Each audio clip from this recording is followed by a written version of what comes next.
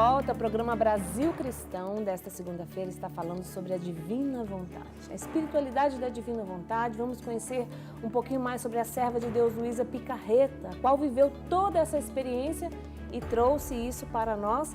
Você está participando conosco, continue enviando a sua mensagem, mas antes quero dar um recadinho, Fernando, porque essa obra de Deus aqui, né?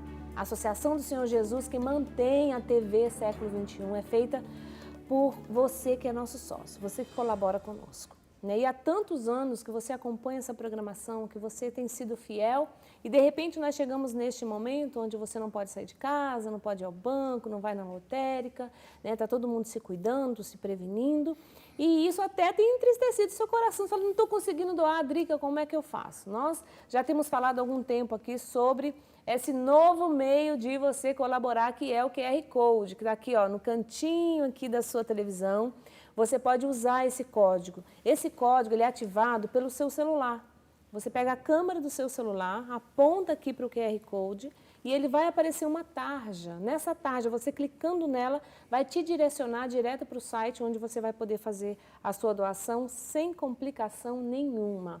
Ah, Drica, eu ligo a minha câmera, aponto, mas não funciona. Não tem problema. Você baixa um aplicativo chamado QR Code e aí, através desse aplicativo, você consegue fazer. Se você não tiver quem te ajude, não tiver jeito, sabe o que você faz?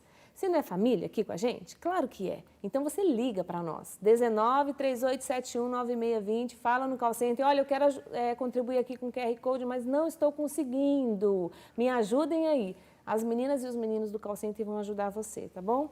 E Deus abençoe muito mesmo o seu coração pela sua generosidade e pela sua fidelidade de manter essa obra no ar, né, gente? Isso mesmo. Vamos fazer uma retomada daquilo que a gente conversou no primeiro bloco e aproveitar a presença do Padre Guido aqui para a gente falar a respeito da Divina Vontade, de Luísa Picarreta e assim por diante. Padre, nesse primeiro bloco a gente tentou lançar um voo panorâmico a respeito do contexto eclesial, aquilo que estava acontecendo no momento histórico no qual Jesus começa a falar com Luísa. E o século XX é marcado por guerras de proporções mundiais, muito sofrimento. Nós tivemos guerra cristeira no México, guerra espanhola, um monte de situações, um monte de páginas dolorosas. Por outro lado, nós temos a aparição de homens e mulheres como Luísa, místicos, e é o século onde florescem novas congregações, movimentos eclesiais, o Concílio Vaticano II, santos em cima de santos, e alguns chegam a dizer que o século XX é o século do Espírito, justamente por esse florescimento de graça, de vidas de santos e por aí vai. Nesse contexto, nós vemos Luísa Picarreta falando a respeito de uma graça que Deus concederia para que nós conseguíssemos viver, ela chega a usar essa expressão, ela fala de um novo nível de santidade. E eu penso comigo, Padre Guido, naquela frase de São Paulo, quando ele diz assim, que aonde abundou o pecado, superabundou a graça. Porque se é fato que o século XX, Drica, ia ser um século muito difícil, se é fato que, poxa vida, durante todos os santos tiveram que, vamos lá, padre, tiveram que lutar para viver a virtude da pureza, né? Para viver a pureza evangélica, a castidade, de acordo com o seu estado de vida.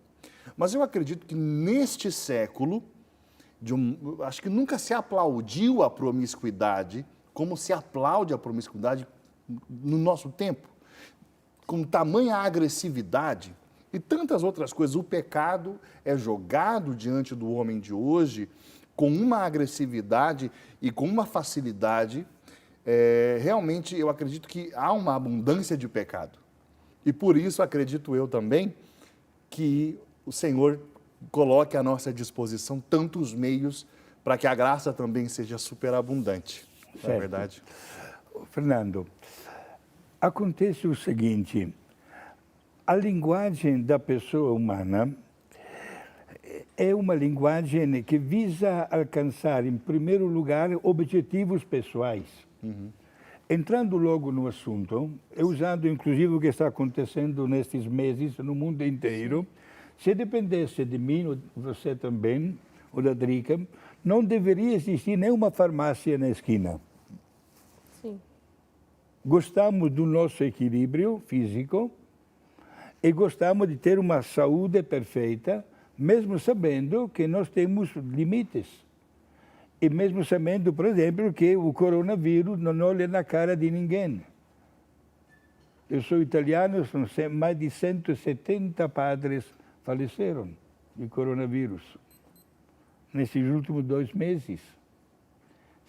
Gostamos de ter uma visão pessoal positiva e, digamos, longe de qualquer, não digo obstáculo, mas um caminho com uma outra ótica de vista.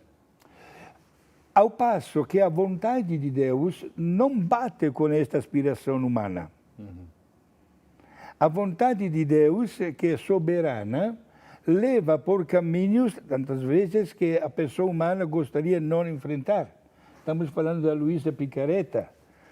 60 anos na cama, gente, não é brincadeira, é? Não é brincadeira, 60 anos. 60 anos com um desconforto físico e moral extraordinário. Padre, só podia até aproveitar agora e falar o que ela tinha, né? Ela teve essa doença desde pequenininha? Sim, que começou ainda quando era criança, do ponto de vista, digamos assim, de cultura. Olha que a Luísa Picarretta, digamos, não teve esta possibilidade de estudar, frequentou somente o primeiro ano, com 6 aninhos de idade, mal sabia ler ou escrever. Todos os volumes que nós temos, 36 volumes, etc., né? Ela ditava porque, durante o dia, porque era toda uma história que acontecia nas horas noturnas. Certo? Sim. Uma doença meio estranha, que obrigou esta jovem a enfrentar a dureza da cama e a ficar, isto também um pouco, não digo humilhante, mas constrangedor, né? Depender de tudo, dos outros em tudo. Era uma paralisia que ela tinha, Uma né? paralisia, porém com complicações, até na parte, por exemplo, do estômago. As refeições que ela tomava, a distância de 2, 3 horas, vomitava tudo. Isso diariamente. A única coisa que nunca vomitou foi a hóstia. Até que ela passou a viver só... Praticamente o alimento dela era exatamente a Eucaristia. Diante deste pormenor e diante também da, digamos, da fama que se criou ao redor, o apelido da Luísa na cidade de Corato até hoje continua sendo, em língua italiana, La Santina, a pequena santa. Era chamada assim. O bispo viu-se obrigado a permitir que diariamente um sacerdote da cidade de Corato celebrasse a Santa Missa no quarto ao lado do quarto onde estava a Luísa. Diariamente, portanto, tinha a celebração da Santa Missa. Ela se alimentava de Jesus. E, repito, a hóstia não era nunca vomitada. Agora, esta mulher que não sai da cama, que dita pensamentos de altíssima até teologia, a tal ponto, usamos agora a história como fonte de vida e de verdade, a tal ponto que depois da morte desta santina, a Luísa, os primeiros processos informativos que foram realizados dentro da diocese da cidade de Corato, etc., praticamente volumes em cima de volumes, uma linguagem meio diferente, muito diferente. E a igreja não conseguia entender. Foi aí que o bispo da cidade escolheu um sacerdote, olha, uma bela coincidência, sinto-me muito honrado em dizer isso, porque este sacerdote é o fundador da minha congregação. Santo Aníbal Maria de França, para que pudesse dar uma olhadinha aos escritos e submeter à apreciação do mesmo bispo se valia a pena ou não imprimir esses escritos. Até o ano 1927, quando o padre Aníbal faleceu, nós temos vários volumes aprovados pela Igreja com o carimbo chamado em língua latina imprimatur, ou nihil obstat, isto é, nenhuma dificuldade, isto é, o conteúdo está de pleno acordo com a fé. E temos essas publicações. Quando o padre Aníbal veio falecer, exatamente 20 anos antes da morte da Luísa Picarreta, que faleceu no ano 1947, o bispo não deu continuidade a uma revisão dos escritos. Não encarregou ninguém. Portanto, ficaram amontoados. Gostei muito da intervenção do Reinaldo? Reinaldo, gostei muito, fiz questão de prestar muita atenção. Quando ele apresentou exatamente a força do Espírito Santo, né, que entra neste século de tantas inovações, de fundadores e fundadoras, de santos e santas, uma atrás do outro, entre aspas, na Itália. Muitos mártires. Mártires também, mártires. Exato. Até da castidade, temos uma Maria Goretti, bem naquela época também, menina só com 12 anos. Mas eu fiz uma reflexão. Como é importante conhecer a história. E acenou também ao Papa Leão XIII. Ótimo. Agora, quando nós recebemos a bênção eucarística com o Santíssimo, geralmente, logo após a bênção, tem aquela oração: bendito seja Deus, bendito seja seu santo nome, etc. Exato. Mas vocês sabem que até 60 anos atrás não tinha nenhuma invocação ao Espírito Santo? Olha. Quem introduziu bendito seja o Espírito Santo Paráclito foi Papa João XXIII, que é santo.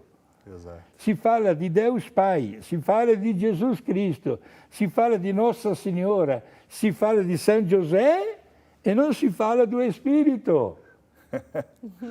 Olha, é bom, vale como estudo também este nosso programa de hoje. Exato. Deu uma bela reflexão, mas alguém colocou exatamente diante do Papa esta dificuldade e o Papa teve que, de todo gosto, aprovar, digamos assim, a iniciativa de invocar exatamente o Espírito Santo. Sim. Porque é ele que anima a Igreja, né, mesmo diante de ventos contrários. Porque você, Fernando, acenou que o século da vida, 1865 até o 1947, foi marcado por 2 guerras mundiais. Exato. E ela enfrentou na pele a dureza de 2 guerras mundiais. Tremores de terra, sobretudo no sul da Itália, a terra dela. Certo? Ela pegou o crescimento todo do comunismo. Sim. Exato. Na Itália, inclusive, o Partido Comunista. Primeiros regimes totalitários, o nazismo e fascismo, e comunismo também. Quindi um ambiente que não era favorável a uma meditação. Era mais favorável a uma filosofia de vida ou, me desculpe a expressão, mas é a verdade, a uma lavagem de cabeça, exato, de cérebro. Exato. De maneira que, de qualquer maneira, você dava a sua adesão a um estilo de vida que não dava depois de nada. Aí nasce o relativismo, né, padre? Pronto. Eu acho interessante, eu queria que a gente pudesse entrar um pouco, padre, na mensagem que Jesus passou a falar para a Luísa. A gente tem um VT que a gente vai mostrar aqui. Ele é bastante especial, porque foi a primeira vez que se falou da Divina Vontade aqui no século XXI. E foi no Brasil Cristão com a Maria do Rosário. Olha isso. E eu tive a oportunidade de estar ali, né, porque eu servi ali como tradutor desse senhor, se chamava Thomas Fay, que faleceu esse ano, um homem muito santo, sem dúvida nenhuma, né, não tenho dúvida que ele está na comunhão dos santos agora. E ele começa a falar, Padre Guido, a respeito da origem dessa separação da vontade divina e da vontade humana. Vamos assistir. Did the will of God that is done in heaven. E ele explicou para Luísa que se Adão e Eva tivessem feito a vontade do Pai como ela é feita no céu, That is in the beginning. isso no começo. But when Adam, he was responsible for the whole human race. Então, Adão era o responsável por toda a raça humana. When he disobeyed God and took and ate the forbidden fruit, Mas quando ele desobedece e come o fruto proibido, he removed himself from that very special gift that God had given them. ele tira a si mesmo daquela graça que ele tinha recebido de viver a vontade de Deus como acontecia no céu. And the gift that God had given them allowed them or enabled them to do the will of God as is done in heaven. E era o dom que ele tinha recebido de fazer a vontade de Deus como é feita no céu. So, following that big mistake of our first father Adam, Então, seguindo aquele primeiro grande erro dos nossos primeiros pais, né? he removed his human will from the divine will. Então ele houve uma desassociação da vontade ruptura, humana com a vontade de Deus. But he found out immediately from experience that the human will on its own Então, e a gente acabou percebendo que, pela nossa própria experiência, que a vontade humana por si mesma, lost the strength and the beauty of the divine will, ela perde a beleza, o brilho da vontade divina. and he became weak and vacillating and prone to evil. Então ela começa a se tornar fraca, vai em degradação, né, até se tornar má. And he would have to suffer death. E aí a gente acaba tendo que sofrer a morte. And of course, the human race received that bad part of Adam's inheritance instead of the good part that he should have had. Então, por causa disso, a humanidade recebeu esta herança adâmica, né, que era para ter sido a vontade do Pai, mas foi essa má herança que ele recebeu. So Jesus explained to Louisa that all the evil on earth is due to the separation of the human will from the divine will in the beginning. Então, ele explicou para Luísa, na experiência dela, que todo o mal que acontece na história da humanidade aconteceu porque a vontade humana foi desassociada da vontade de Deus. Eu fico até um pouco emocionado de ver, né? Realmente um homem muito santo, Padre Guido, um homem assim que tocou profundamente a nossa vida. A partir desse dia, o Padre Eduardo conheceu o Thomas Fay, o Padre Cláudio, e o Padre Eduardo foi profundamente impactado pela mensagem que ouviu deles, a tal ponto que tomou para si a missão de divulgar essa espiritualidade da divina vontade. Exatamente. Padre, o Thomas Fay falava ali do momento no qual passou a existir mais de uma vontade, né? No paraíso. Estava a vontade de Deus e, por enganação do inimigo, da serpente, eles sucumbem e aí nós temos uma divisão, né? Uma separação. Queria que o senhor falasse um pouco de qual era esse estado, né, de Adão e Eva, esse estado chama na teologia de préter-natural. Perfeito. Né? Que, na verdade, como Deus nos criou para ser, antes do pecado original. O plano piloto. O plano original. Em primeiro lugar, né, acho que todo mundo tem a Bíblia em casa. É suficiente abrir o primeiro capítulo e o versículo 26, quando se fala da criação da pessoa humana. Interessante notar que o mundo foi criado, de acordo com a linguagem bíblica, antes da pessoa humana. E o verbo que é usado em língua aramaica parece como um verbo passivo. Faça-se. Faça-se o céu, a terra, os astros, a lua, o sol, os animais, as árvores, os animais que voam, os animais da terra, os animais dentro da água. Faça-se, faça-se, faça-se. Quando chega o momento de criar a pessoa humana, o verbo não é faça-se, mas façamos. Que É lindo. no plural. É no plural. Façamos, para dizer que para criar a pessoa humana, há uma intervenção direta de Deus. A tal ponto que Deus, colocando algo de si mesmo na pessoa humana, doa também características que não quis dar aos demais seres. Por exemplo, a inteligência, a vontade e a liberdade. Padre, Deus fala cada um segundo a sua espécie, cada um segundo a sua espécie. E para o homem ele não fala segundo a sua espécie, né? Exato. Fala Né? imagem e semelhança. Essa minha imagem e No semelhança. plural, minha. segundo a nossa imagem, a nossa Sim, semelhança. façamos no Façamos. plural. Que lindo. Agora, estas três qualidades, inteligência, vontade e liberdade, que não quis dar para os demais seres humanos, mesmo criados antes do homem, levam a uma consequência lógica. Caso prático, o passarinho que está voando neste momento continua fazendo o seu ninho como milhões de anos atrás e não pode modificar o seu instinto. Ao passo que para a pessoa humana, até o modelo mais sofisticado de computador, daqui a 2 meses será superado por outro Exato. modelo mais sofisticado ainda. Exato.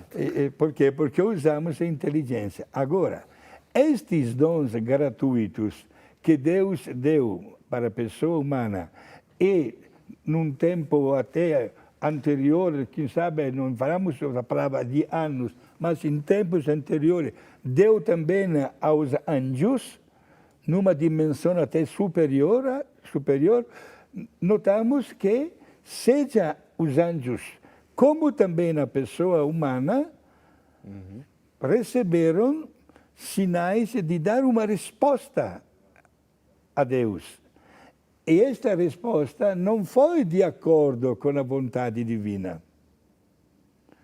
Eis porque, diante dos anjos, nós temos, por exemplo, os anjos que se rebelaram contra Deus e não temos, teologicamente falando, uma prova de qual foi esta tentação, digamos assim, o que eles sofreram. Teologicamente, se dá grande valor, por exemplo, a um pensamento muito válido que afirma que Deus mostrou para os anjos o mistério da encarnação do Filho. E pediu para os anjos de adorar a Jesus. E foi aí que os anjos, com uma inteligência superior, se dividiram. Porque adorar a Jesus como Deus, sim, mas Jesus também tem natureza humana, seria inferior a eles. Por isso, aconteceu o que nós conhecemos pela teologia e pela Bíblia, que foram expulsos do paraíso. Agora, este fato de não humilhar-se diante de um Deus, leva a pessoa humana, devido ao pecado cometido na ordem, a repetir a mesma dose. O demônio diz para Eva, se você comer deste fruto, você será como Deus. Isto é, você ocupará um lugar que não te pertence. Eva cai. Ainda no primeiro livro da Bíblia, os homens querem construir e começam na obra uma torre para chegar até no paraíso. Confusão dos idiomas, Babel. Sim. Isto é, o fato de ocupar um lugar que não cabe à pessoa humana na sua natureza. É porque precisamos sempre viver amparados pela graça de Deus. Claro que Deus respeita a liberdade da pessoa humana. Nós podemos rejeitar a graça de Deus até o último instante da nossa vida. Como também podemos adquirir a graça de Deus até no último instante da nossa vida. Sim. Certo? Padre, diante disso que o senhor está colocando, eu gosto de falar assim, que a partir desse momento começou-se a descaracterização do ser humano. Aquilo que era para ser imagem e semelhança de Deus começa a se descaracterizar. E chegamos no ponto que chegamos até hoje. E aí, quando a gente olha para a serva de Deus, Luísa Picarreta, e Jesus revelando a ela esse meio, esse caminho, então a gente entende-se que é possível nos caracterizarmos de novo e nos tornarmos aqueles filhos que Deus sonhou que nós fôssemos. E então, qual que seria, Padre, a mensagem de Jesus para Luísa Picarreta, como viver na divina vontade hoje, nos tempos de hoje? Certo. Uma bela pergunta que você está fazendo, que merece, naturalmente, uma risposta muito objetiva. Eu cumpro fielmente a vontade divina quando procuro estar sempre em sintonia com Ele. O caminho que Deus traça na minha vida não bate 100% com as minhas aspirações. Não bate.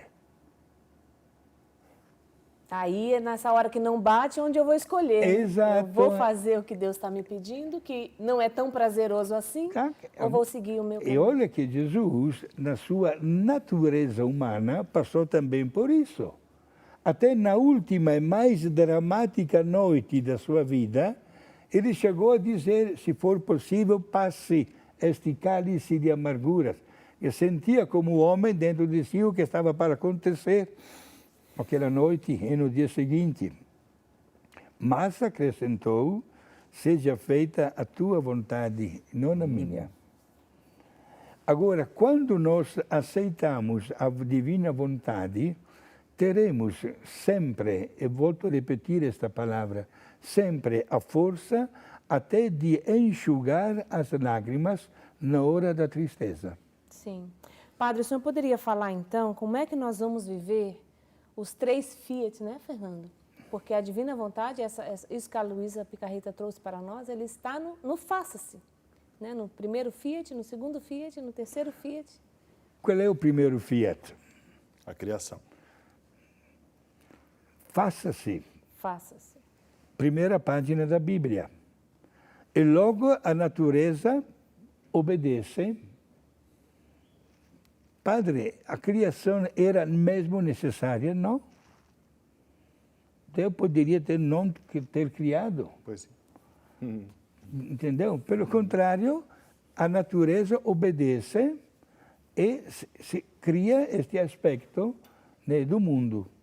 Um aspecto muito limitado, mesmo tendo passado milhões de anos de história, porque o nosso conhecimento que se desenvolve cada vez mais, mas nunca é completo. Até o conhecimento da pessoa humana é inacabado. Mas faça-se, Deus continua esta obra maravilhosa, a linguagem de Jesus.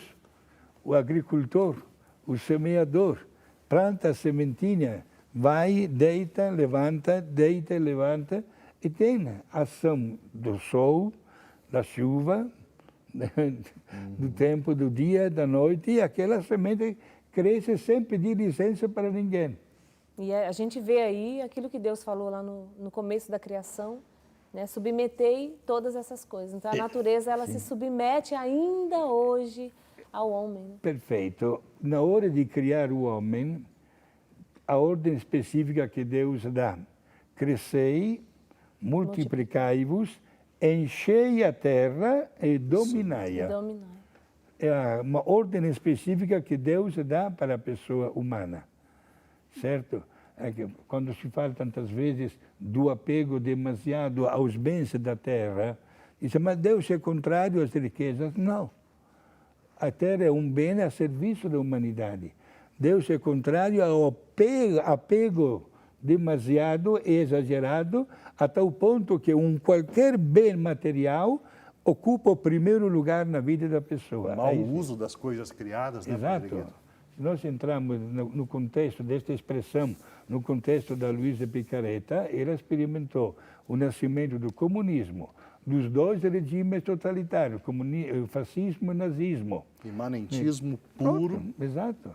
E não tinha mais espaço para Deus. Exato. Não tinha. E depois o que acontece, porém? Se você chega no topo de um monte, Você não coloca a sua casa lá em cima. Você vai descer. Isto é, não será nunca uma conquista humana a dar uma total satisfação a uma pessoa se falta Deus. Aí pega Lenin, Stalin, pega Hitler, pega Benito Mussolini da Itália e pronto. Pega o Saddam Hussein. Pega todas estas pessoas que talvez tiveram aqueles 15 minutos de fama excessiva e depois, não tendo Deus, acabaram. E hoje a falta de Deus é uma falta fundamental na vida religiosa e espiritual da pessoa humana. Este é o primeiro fiat. A natureza obedece de uma maneira cega, mas perfeita, porque bate perfeitamente com a vontade de Deus. É porque até a voz do Papa e das autoridades, por exemplo, poucos meses atrás, quando tivemos até os incêndios na floresta amazônica, o mundo inteiro ficou revoltado, porque é o pulmão do mundo. É um bem natural que Deus coloca a nosso serviço, até para respirar melhor. Como é que vai inventar de incendiar esta terra? Entenderam? E aí entra também o tema do desprezo da divina providência, do consumismo, da moda, da pessoa que ocupa o lugar que não é dele. E aí se transforma a igreja, por exemplo, desculpe a senhora, em um desfile de moda feminino, especialmente na ocasião de casamentos. Não existe mais um Deus com a letra maiúscula. São os graves perigos que nós podemos cair quando Deus não ocupa o primeiro lugar. Exato. E tudo isso está dentro do primeiro fiat. No primeiro fiat ainda. Depois temos o segundo, que é o fiat da redenção. Aí começa um capítulo novo, marcado em primeiro lugar por Nossa Senhora, que disse, eis aqui a serva do Senhor, faça-se em mim de acordo com a sua vontade. Este fiat de Maria, fiat em língua latina, significa seja feita a vontade divina, é praticamente o sim de Maria faz com que nós ganhamos o Salvador. Por isso, tudo começa com uma página mariana, Evangelho de Lucas, primeiro capítulo. Certo? E aí nasce. Maria aceita plenamente a vontade de Deus. E o evangelista Lucas, por 2 vezes dentro de uma página, repete a mesma frase. Quando Maria recebe, desculpa a expressão, uma facada no coração, certo? É porque está escrito assim, Maria guardava tudo isso no seu coração, sem reclamar. Sim. Quando o velho Simeão disse, uma espada vai lhe traspassar o coração. Na página seguinte, quando Jesus já está com 12 anos, e lá em Jerusalém fica por 3 dias, né? E Maria entra em desespero, mas encontra Jesus e, novamente, a mesma frase. E Maria guardava tudo isso no seu coração. Isto é, não é fácil entender a vontade divina. Mas se nós temos humildade, entendemos que aquele é o caminho que o mesmo Jesus escolheu para alcançar o objetivo de resgatar a humanidade inteira. Sim. Jesus não escolheu o caminho da salva de palmas, dos elogios, uma bela coroa em cima da cabeça, não. Escolheu o caminho do sacrifício. Ele chegou a dizer, até no entardecer, olha, até os passarinhos estão voltando para o seu ninho e eu, que sou filho de Deus, não tenho nem um travesseiro para reclinar a minha cabeça. São palavras de Jesus. Sim. Entenderam? Aquele dia que todo mundo voltou para casa de barriga cheia, porque havia comido bem o pão e o peixe, fazendo cada comentário, chegando em casa, imagina naquelas casas, ninguém dormiu naquela noite. No dia seguinte, todo mundo foi novamente à procura de Jesus, pensando que Jesus repetiria a dose, faria mais um milagre. Não. Jesus começou a falar de um outro pão que alimenta de verdade. E ao término da sua jornada, todo mundo foi embora. E Jesus chegou a soltar aquela frase para os seus apóstolos: vocês também vos quereis ir embora? Ou seja, o segundo fiat é a redenção. E aí Jesus nos ensina até onde estamos dispostos a sofrer para fazer a vontade de Deus. Exato. Nosso tempo não está muito grande ali, padre, mas a gente ainda quer chegar no terceiro fiat. Que é o fiat da Santificação. Santificação. Ok, é aí que entra mais um capítulo importante da nossa vida. Na medida como aceitamos a vontade divina descarregada, é uma palavra meio vulgar, no estilo de vida pessoal de pessoas na sociedade, de pais e mães de família, de sacerdotes religiosos e religiosas, nós devemos todos fazer o possível para que o fiat divino entre a fazer parte da minha vida. E aqui gostaríamos todos fazer um passo para trás na história e chegar ao ano 1400, quando numa pequena cidadezinha bem perto de Assis, na Itália, mora Santa Rita de Cássia. Esta religiosa, dentro do seu quarto, no mosteiro, tem uma pintura, como aqui temos esta cruz assim, de Jesus coroado de espinhos, que carrega a cruz. E esta santa chega a pedir a Deus a graça de ter uma partilha do sofrimento de Jesus. Mas para aí, se eu estou com uma pedrinha dentro do calçado, não vejo a hora de parar para tirar esta pedrinha, que me atrapalha a maneira de caminhar. Como é que uma santa ou um santo chega a ter este desejo de ter uma participação? O que é que acontece? Um espinho da coroa do espinho de Jesus se afasta da parede e vai se colocar dentro, na fronte, em cima do olho esquerdo de Santa Rita de Cássia, criando digamos assim, um fedor, desculpe a expressão, um fedor e uma chaga que nunca cicatrizou até o momento da morte, da vida dela. E a tal ponto esta chaga virou fedia mesmo, né? Que nenhuma religiosa do mosteiro aguentava mais. Tiveram que construir dentro do pátio do mosteiro um quartinho, como se fosse um depósito de instrumento de trabalho, para ela dormir lá dentro, evitando de dormir, digamos, dentro das dependências do mosteiro, porque ninguém aguentava mais o mau cheiro. Sim. Agora, esta santa já tinha entendido muito bem a linguagem da divina vontade.